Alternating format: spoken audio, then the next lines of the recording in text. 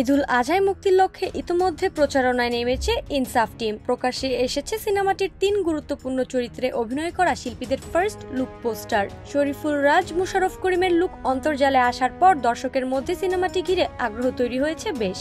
এর মধ্যে রবিবার সন্ধ্যায় উন্মুক্ত হয়েছে সিনেমাটির ৩য় পোস্টার, যেখানে তাসনিয়া ফারিনকেও দেখা গেছে ভিন্ন লুকে। সামাজিক মাধ্যমে প্রকাশিত লুক পোস্টারে ফারিনকে একেবারে ভিন্ন আবহে দেখা গেছে, কিন্তু ইনসাফের নতুন পোস্টার মিলে গেল কোরিয়ান ছবি কিল বক্সুনের পোস্টারের সঙ্গে। ইনসাফ সিনেমার সেই পোস্টারে দেখা গেছে অভিনেত্রী ফারিনের এক হাতে ফুল আর অন্য হাতে কুড়াল।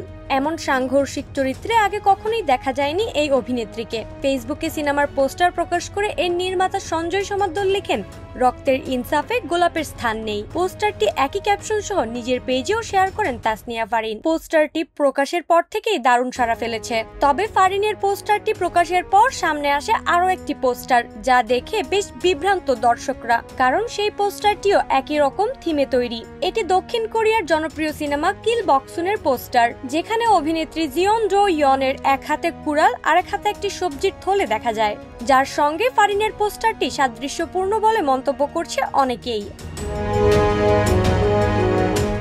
নেটিজেনরা বলছেন এটি কিল বক্সুন থেকেই নকল হয়েছে। কেউ কেউ আবার দাবি করছে এটি ইন্সপায়ার্ড একটি পোস্টার। কিছু নেটিজেনদের দাবি এ ধরনের পোস্টার ডিজাইন অনেক সময় কাকতালীয় ভাবেও মিলে থাকে, আবার কখনো শিল্পী বা ডিজাইনাররা অনুপ্রেরণা নিয়েও কাজ করে থাকেন।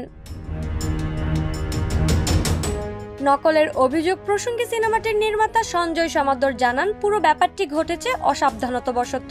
এটাকে নিজেদের ভুল হিসেবেই মেনেছেন তিনি বলেন, আমাদের লুক রিভিউগুলোতে সিম্বল হিসেবে কুঠার একটা কমন ফ্যাক্টর ছিল। আমি ডিজাইনারকে বলেছিলাম যে হিরোইনের হাতে ফুল ও কুঠার দিয়ে কিছু একটা প্ল্যান করতে, কিন্তু এটা যে কোনো সিনেমার পোস্টারের সঙ্গে মিলে যাবে জানলে তা অবশ্যই এড়িয়ে যেতাম।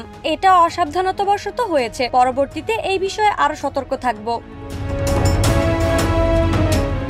গত 4 মে ইনসাফ সিনেমায় মুশাররফ করিমের লুক প্রকাশিত হয়। সেখানে ভয়ঙ্কর এক চিকিৎসকের রূপে ধরা দেন এই অভিনেতা। তারও আগে সিনেমার আরেক অভিনেতা শরীফুল রাজের রক্তমাখা পোস্টার প্রকাশ করেন নির্মাতা সঞ্জয় সমাদ্দার। 3টি পোস্টার দেখে আন্দাজ করা যাচ্ছে অ্যাকশন ও থ্রিলার ঘরানার একটি সিনেমা হতে যাচ্ছে ইনসাফ। এই সিনেমা নিয়ে দীর্ঘ সময় পর প্রযোজনায় ফিরছে তিতাস কথাচিত্র। নাইমি জান্নাত ব্যাপ্তি, শোবিজ 24, ঢাকা।